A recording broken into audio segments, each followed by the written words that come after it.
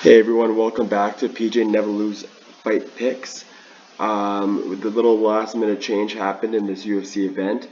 Derek Lewis and Curtis Blades are no longer the main event. Curtis Blades got the good old COVID right before the fight happened. So now we had to have a last minute change. Our co-main event, Clark versus Anthony Smith, is now the main event.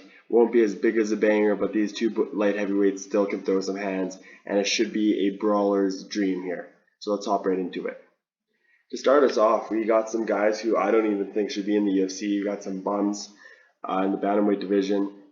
I like Luke Sanders. He's a little bit shorter. He has a heavier hands. Nate Maness has not impressed me at all recently. I'm picking decision because Maness does have a bit of a chin, but I just think Luke Sanders is going to win with the clinch, grappling, and striking, and Sanders has an extra pop to his strikes. That will be the difference. Next pick. Next, we got Sue Mutaraji versus Malcolm Gordon. What can I say? I'm so sorry. I feel bad as a Canadian, but I cannot go with Gordon. Guy is a bum. He's washed up. I just feel like even though he's on his last five, he's won four, lost his previous fight. I just feel like Sue Mutaraji, this is made for him. He's going to come out and just tee off on Malcolm Gordon. Just the age, a little bit of a reach advantage and height advantage. He's just going to toss his boy around, win points decision. Any clinch wrestling will be owned by this boy right here. Next up, we got a couple females. This is the heaviest fade of the night, as you can tell by the records. Ostovich is not even at 50%, whereas Maizani barely is over 50%. These girls are, what can I say? I'm shocked it's even on a card. It should be the first opening fight, if anything, not the fourth fight into the night. So I'm gonna go as Ostovich as a sub, a fade. I wouldn't play this, but I just feel like Rachel will work on her Gina's gas tank and wear her out and get the late submission. Most likely, I'd go for something like a rear naked choke. So my boy Day had a rough UFC opening, and I just feel like he has a lot of potential. The big Hawaiian boy will come out and prove himself again. I think it's make or break at this point. You can't come to UFC and lose three fights in a row and expect to stay around long. Dana White isn't about that life. So same with Dos Santos. He hasn't been impressive as well.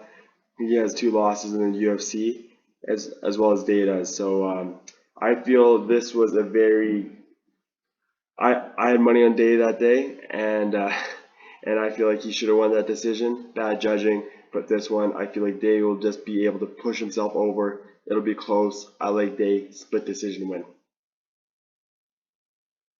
All right, we have Kai Kamaka the third versus Jonathan Pierce.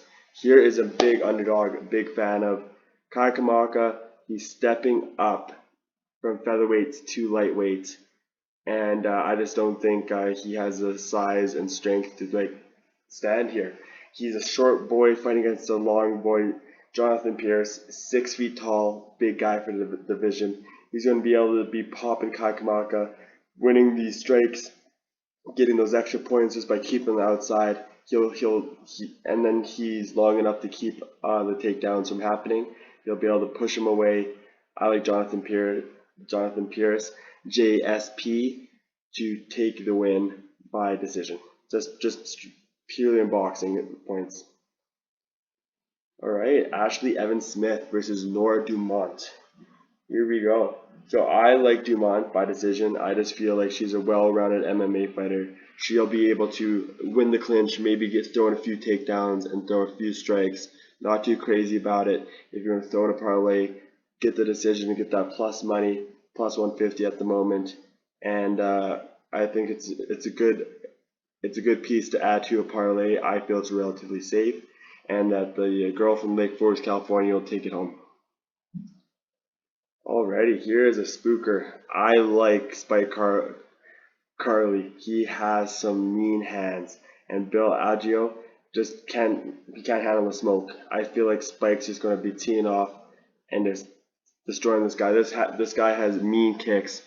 mean overhands, and I just feel that with a name like Spike, you can't go wrong. But he's vicious. His parents knew he was gonna be vicious the day he was born, named him Spike. So let's be real. Spike by knockout. I like round two. Bill has a chin. He won't get knocked out right away. It'll take some piecing up. Then Spike will come in, kick him in the leg, fall over with a heavy right overhand, and knock him out. I like Spike here. Next up, it's over. Throw all your money on Josh Parisian. Parker Porter is a bum. He lost to Dawkins, his older brother. Just got absolutely smoked. This guy can't hang. He looks like your drunk uncle got a little too aggressive at the barbecue and started throwing hands at you. So Parker Porter is just there, just throw some hands. He could catch Josh with a heavy punch, but I just feel like Josh is too filthy. Like Josh can have some nasty takedowns and ground and pound. Parker Porter, guy's gas tank's gonna be like empty after the first 20 seconds trying to stop a takedown for my boy Josh. Easy Josh all day long. Okay, Miguel Abeza versus Takashi Sato. This was not supposed to be the co-main event, but now it is because Curtis Blades is too scared to fight my boy Derek Lewis. So now they are the co-main event. I see Miguel Beza, 9-0 record right now. I don't feel like that's going to change. But he has some mean jiu-jitsu, and he's going to be throwing that around against Takashi Sato's karate judo style. You can have a judo takedown, but if you take Miguel Beza to the ground, good night, night's over. Guy's going to ground and pound or submit you. So I like Miguel Beza. I feel like he's going to get him a nice little. I feel he's going to finish on the feet. Takashi Sato does not want to get Miguel Beza on the ground. Miguel Beza is going to tee off on him. I feel like it'll be a nice left hook to the jaw to knock this boy out and finish Takashi Sato round two. Alrighty, the main event, not the biggest one. It's nothing too special. You got our Anthony Smith, I'm losing my teeth ref, why are you not throwing the towel, Smith, versus Devin Clark. And I'm going with another underdog here, very slight. I like Devin Clark. I just feel that Anthony Smith can't hang anymore. He looked good in the first round against Glover Teixeira. I was scared. I had money in Glover. I'm a huge Glover Teixeira fan, and he was teeing off on Glover. Glover withstood the barrage, came back takedowns, and that was the story. If you watch that fight, it was disgusting. Smith lost 4 teeth and countless brain cells that night. And then he comes up and tries to fight an up-and-coming light heavyweight in Rakic, and he received a clinic by Rakic, got teed up, got pieced up. Anthony Smith, my advice if you ever hear this, commentating is for you. Your UFC career is done, and I would quit while you're ahead so you can be a commentator. Because if you keep fighting boys like Devin Clark, you're going to end up being brain dead. So I like my boy Devin Clark. He's younger, he's thirstier, he has a chance to come up. He's coming off 2 wins, whereas Anthony Smith's coming off 2 losses. I like Devin Clark by second round, third round knockout. I'm actually going to push up to third because Anthony Smith can handle a punch. He doesn't have the strength and technical boxing as Rakic, but I feel like Anthony Smith is out for the count. So here you have it. Those are my picks. I'd love to parlay Clark to get Clark's a parlay piece, Bays is a parlay piece.